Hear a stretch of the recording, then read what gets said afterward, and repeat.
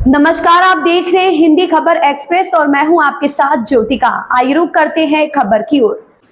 भारतीय की communist party मार्क्सवादी के महासचिव कामरेड सीताराम येचुरी की स्मृति में बुधवार को वाम दलों ने स्थानीय प्रेस क्लब में शोक सभा का आयोजन कर उनके जीवन से जुड़े विभिन्न प्रसंगों व संघर्षों को याद किया और उनके विचारों को आगे बढ़ाने का संकल्प लिया। शोक सभा की अध्यक्षता माकपा जिला सचिव अशोक यादव और भाकपा राज्य कमेटी सदस्य राम भरोस के 2 सदस्य अध्यक्ष मंडल ने तथा संचालन भाकपा जिला सचिव अशोक कुमार तिवारी ने किया। शोक सभा की शुरुआत सीताराम येचुरी के चित्र पर माल्यार्पण और 2 मिनट का मौन रखकर की गई।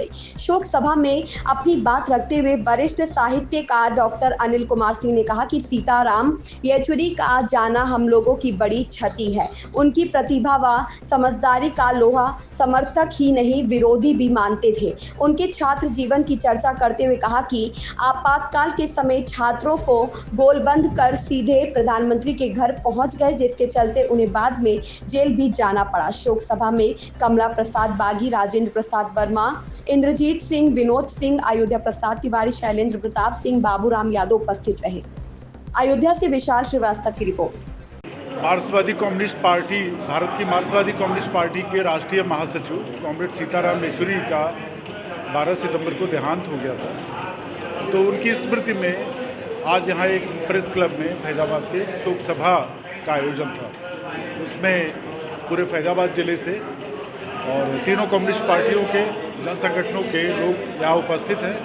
उनकी स्मृति में अभी लगभग 11 बजे से सभा चल रही है, अभी तक चल रही है।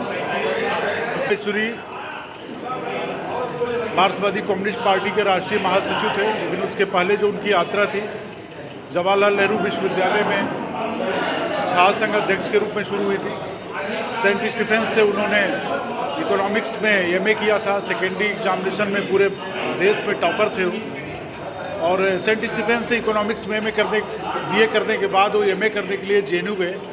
वहाँ से उन्होंने अपना पोस्ट ग्रेजुएशन पूरा किया और फिर उन्होंने पीएचडी में उस समय के उनके इकोनॉमिक्स डिपार्टमेंट के जो संस्थापक हेड थे प्रोफेसर कृष्ण भारद्वाज के साथ रिसर्च में शोध के लिए उन्होंने प्रवेश लिया, लेकिन वह बाधित हो गया आपातकाल में उनके जेल जाने की वजह से। तो सीताराम येचुरी बहुत ही मेधावी विद्यार्थी थे। उनके प्रोफेसर्स का कहना था कि जो टर्म पेपर वो लिख के ले आए थे इकोनॉमिक्स में एमए का, वह जितना ग्रेड दिया जा सकता है मैक्सिमम उस ग्रेड से भी ज़्यादा उच्च क्वालिटी का था। तो उन्होंने कहा मैंने इसे सर्वोच्च ग्रेड दिया है, लेकिन यह उससे भी ज़्यादा डिजर्व करता है। तो एक बहुत ही पार्लियामेंट में राज्यसभा मेंबर रहते हुए सीताराम येचुरी जी का भारतीय संसदीय राजनीतिक इतिहास में बहुत बड़ा महत्व है। उनके कार्यकाल में ही के अंत में उनको सर्वश्रेष्ठ सांसद के रूप में सम्मानित किया गया था।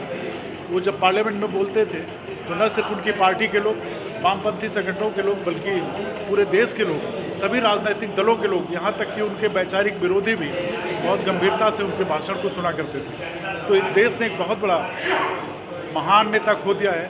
भारतीय राजनीति का, संसदीय राजनीति की जो अंतरात्मा है उसको रिप्रेजेंट करते थे सीताराम येचुरी। उसे ज़्यादा मानवीय, ज़्यादा संवेदनशील, ज़्यादा जन उन्मुख, गरीबों और मजलूमों के प्रति सहिष्णु बना रखा था उन्होंने पूरी अपनी राजनीतिक गतिविधियों से अपने राजनीतिक दल को। तो एक बहुत बड़ा लॉस है और ये सिर्फ कम्युनिस्ट पार्टियों का नहीं, कम्युनिस्ट विचारधारा का नहीं, पूरे देश का, पूरी संसदीय राजनीति का बहुत बड़ा नुकसान है।